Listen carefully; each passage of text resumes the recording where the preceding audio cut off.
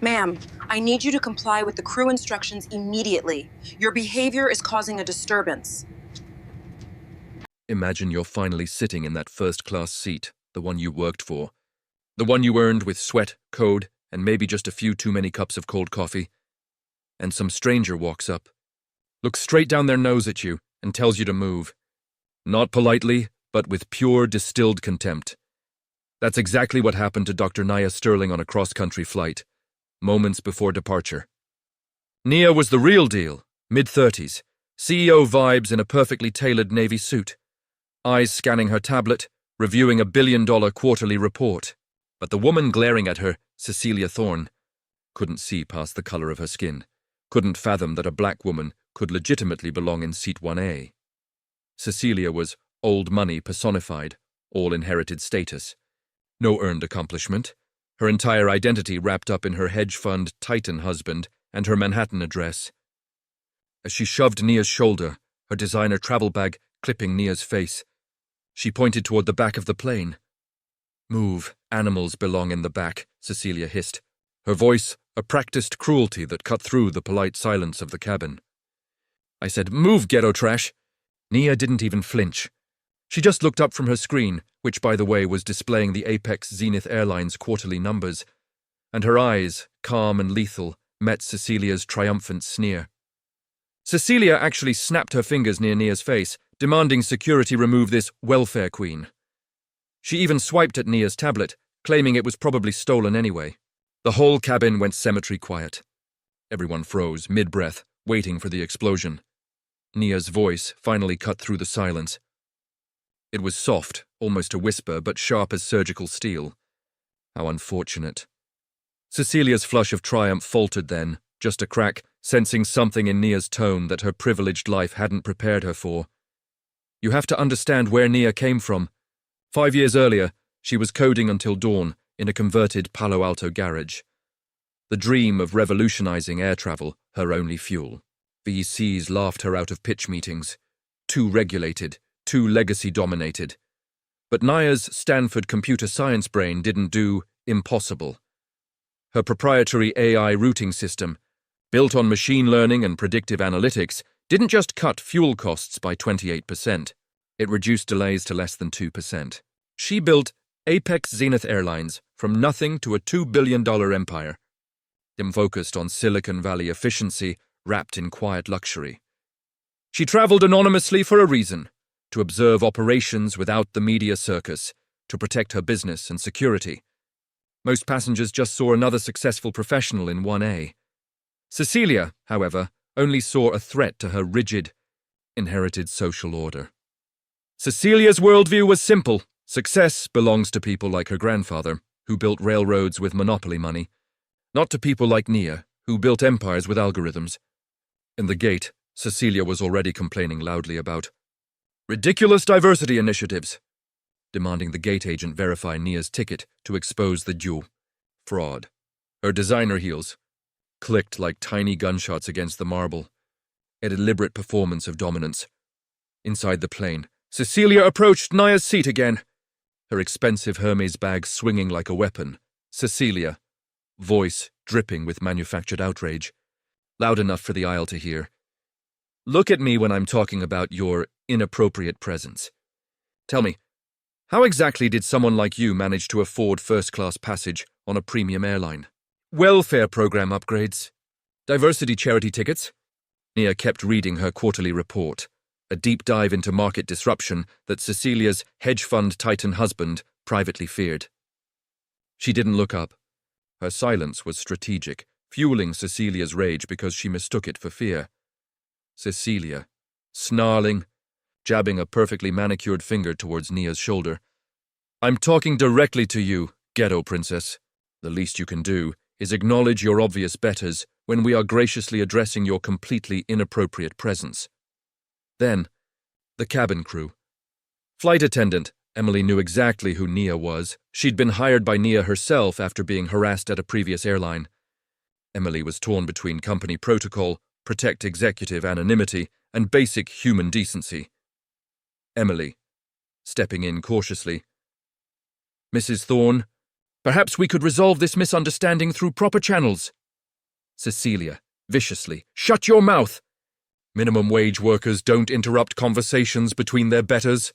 Learn your place before I have you fired for insubordination.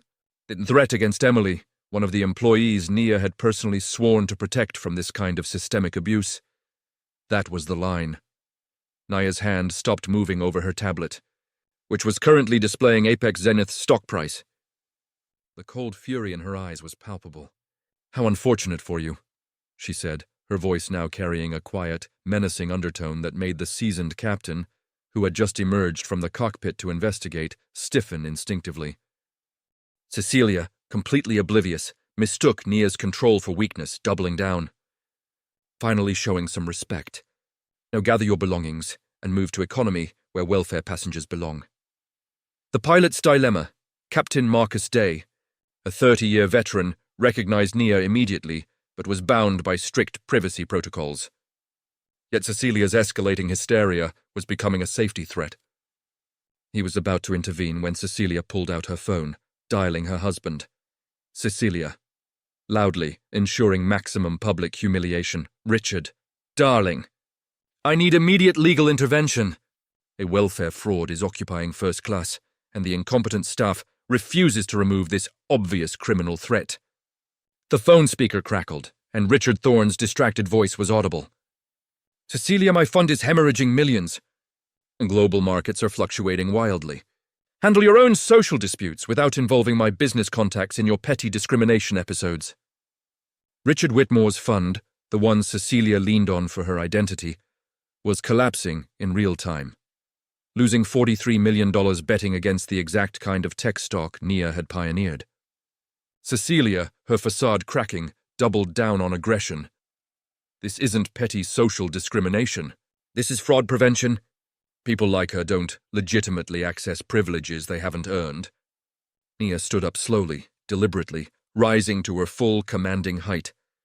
The entire gate area, passengers, employees, captain, fell silent, captivated by the gravity of the moment. She held up her tablet, angled so Cecilia couldn't quite read the full text, only the logo. NIA.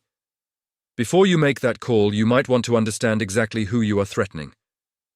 Tell me, Mrs. Thorne, what specific security training, law enforcement experience, or fraud investigation expertise qualifies your assessment of passenger documentation?"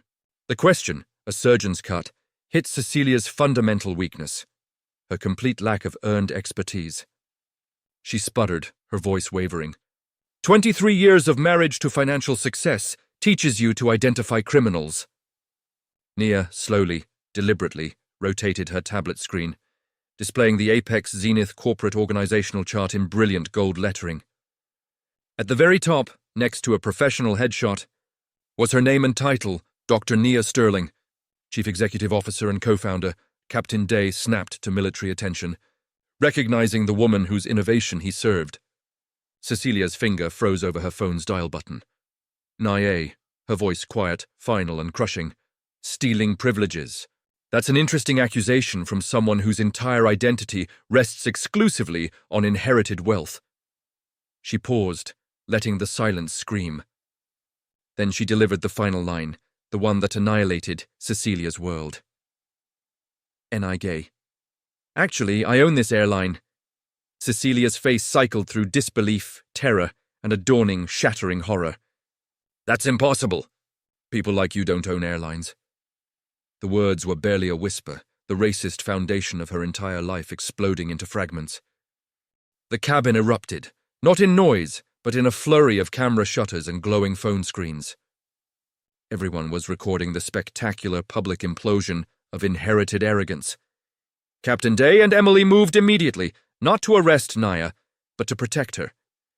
Emily confirmed Nia's identity, detailing how Nia built the company and created the anti-discrimination policy that was now being enforced. Cecilia was a ghost, her designer bag slipping from nerveless fingers, the old money mask completely shattered. The immediate consequence: the video of the confrontation, hashtag Troik Apex Zenith scandal, and Black Excellence, went instantly viral. Richard Thorne's fund, already reeling from his market losses, was utterly destroyed when major institutional investors pulled their money, citing association with the public racism. Richard Thorne was ruined, professionally and financially. But the most fascinating part was Nia's ultimate decision. Captain Day asked, "Should I implement security protocols for passenger removal, Miss Williams?" Nia paused, looking at the hysterical, privileged woman whose entire life was now collapsing. She smiled, not warmly, but with a strategic edge. "No, Captain. I think Mrs. Thorne should remain aboard this flight. She needs to observe how a properly run airline operates when leadership prioritizes dignity over discrimination." The confrontation became the catalyst for true, measurable change. Nia didn't just walk away. She used the viral moment to launch a massive investigation into systemic discrimination within the entire travel industry. Her team's AI analysis confirmed that complaints filed by minority passengers occurred at rates 400% higher than predicted, with lower resolution rates. Nia's triumph wasn't just personal. It was systemic. It was the victory of earned power, the Silicon Valley mindset that focuses on innovation and merit over inherited status built on exclusion. She proved that the best way to fight a rigged system isn't just to complain, but to build something so fundamentally better that it forces the old guard to adapt or crumble. Cecilia Thorne lost her husband, her home, her status, all because she couldn't see a CEO in a navy suit, because her prejudice blinded her to the very power she thought she possessed. So, here's the question for you. Where in your life are you letting someone else's inherited arrogance or outdated ideas limit your earned potential?